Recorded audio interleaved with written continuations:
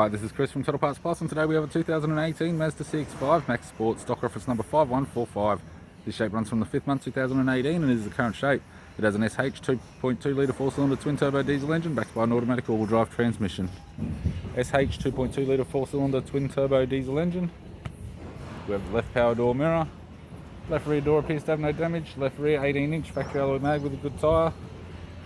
Left rear tail light. Tailgate garnish. Tailgate appears to have no damage. Right hand tailgate garnish. Right hand tail light. Both right hand doors appear to have no damage.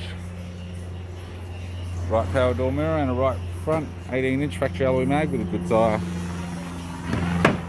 We have the driver's side door trim, power window master switch. This vehicle is fitted with black cloth interior, automatic gear shifter, heater controls, interior mirror, courtesy lamp, sunglass holder type, left hand sun visor, right hand sun visor, instrument cluster, and a tidy 3-spoke leather steering wheel with cruise audio and phone buttons.